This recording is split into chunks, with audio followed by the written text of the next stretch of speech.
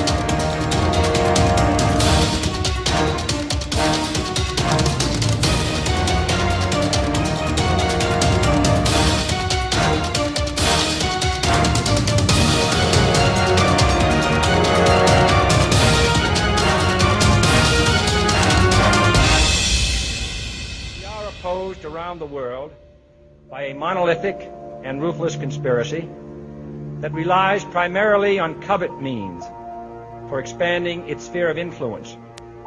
It is a system which has conscripted vast human and material resources into the building of a tightly knit, highly efficient machine that combines military, diplomatic, intelligence, economic, scientific, and political operations.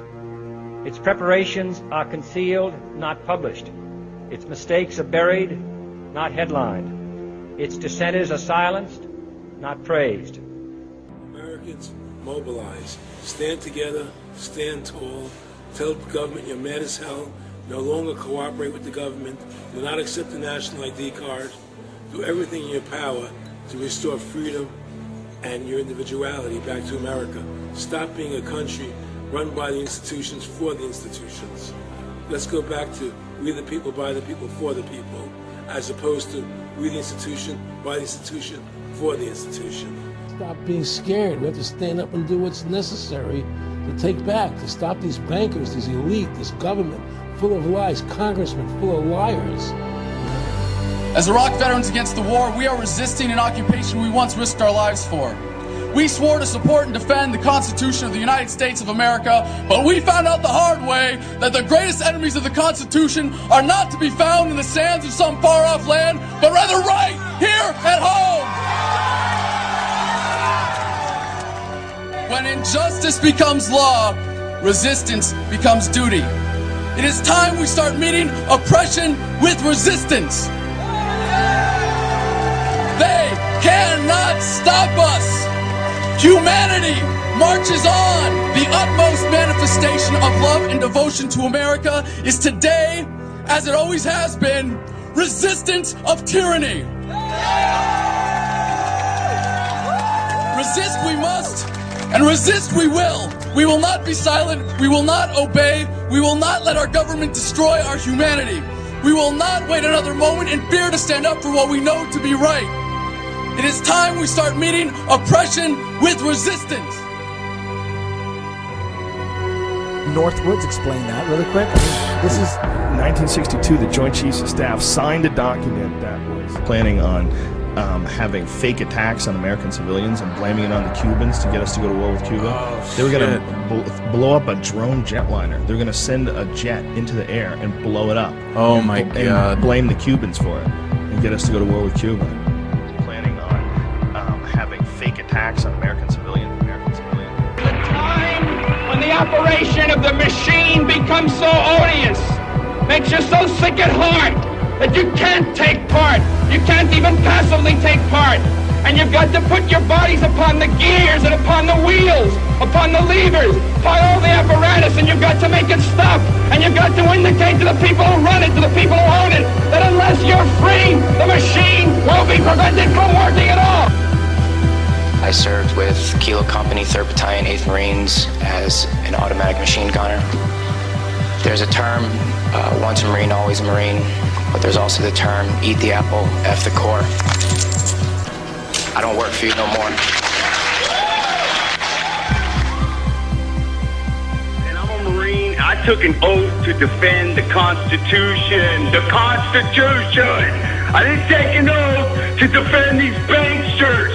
And I guarantee you, all you devil dogs out there need to rise up and take over this country and defend the Constitution against these punks. Okay, I'm sick of it too, Alex. You know, I'm a Marine, but I'm sick of this. You know, they're using us and they're sucking us dry and they are destroying us.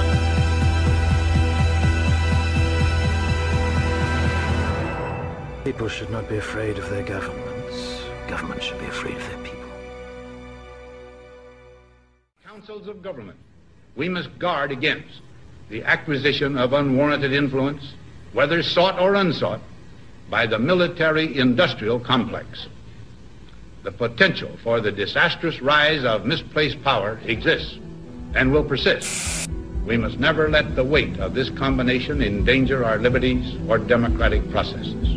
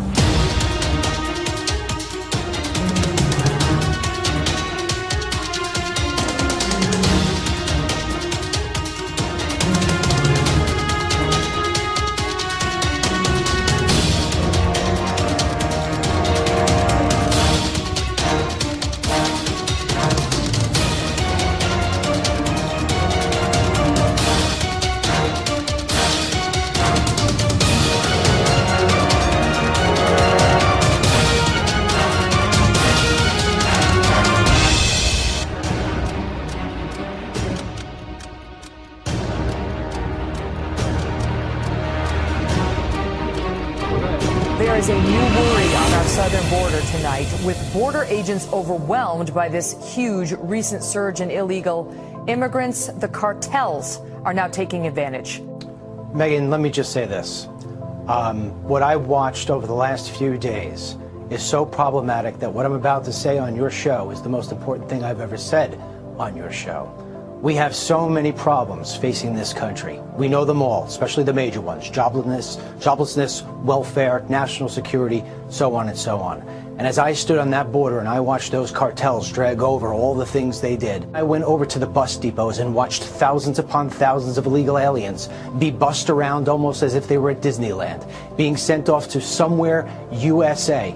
All I could think was that all those major problems just became a major epidemic. Our Border Patrol, I met with the Border Patrol today. I met with them secretly. They told me the morale is down. The criminals that are coming through this country is earth-shattering. And I can tell you this, I feel that our country and the future of our children have officially fallen off the cliff. What difference at this point does it make?